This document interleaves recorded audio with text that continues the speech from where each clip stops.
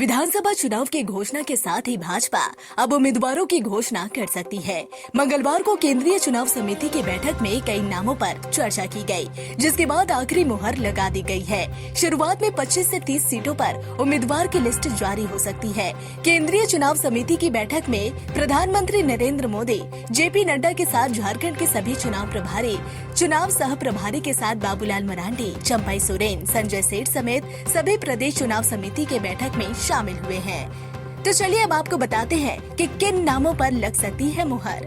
मधुपुर से गंगा नारायण, पोटका से अर्जुन मुंडा की पत्नी मीरा, बेरमो से रविंद्र पांडे, खिजरी से रामकुमार पाहन, महागमा से अशोक भगत, दुमका से सुनील सोरेन, चंदन कियारी से अमर कुमार बावरी, राजमहल से अनंत ओझा, बोकारो से बिरंजी नारायण, महेशपुर से नवनीत हेम्ब्रम, देवगढ़ से नारायण दास, सारठ से रणधीर सिंह, जरमुंडी से देवेंद्र कुंवर, सीसाई से अरुण उराव, विश्रामपुर से रामचंद्र चंद्रवंशी, सरायकेला से चंपई सोरेन के नाम पर सहमति बनी है। इन नामों की घोषणा की जा सकती है। इसके बाद फिर अन्य सीटों पर एक सप्ताह के अंदर उम्मीदवारों की दूसरी लिस्ट जारी की जा सकती है।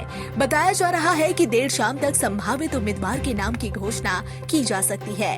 दरअसल चुनाव की घोषणा से पहले ही भाजपा प्रदेश चुनाव सह प्रभारी हेमंता बिस्वा शर्मा ने कहा था कि चुनाव की घोषणा होने के 24 घंटे के बाद ही भाजपा की लिस्ट जारी कर दी जाएगी। सभी नाम पर सहमति बनी हुई है। केंद्रीय चुनाव समिति की बैठक में सभी पर आखिरी निर्णय होना है। अब मंगलवार को चुनाव की घोषणा भी हो गई और चुनाव समिति की बैठक दिल्ली में देर रात तक चली है। ऐसे में भाजपा जल्द ही चुनाव के मैदान में उतरने की कोशिश करेगी, जिससे प्रचार प्रसार में अधिक समय मिल सके। रांची से ब्यूरो रिपोर्ट।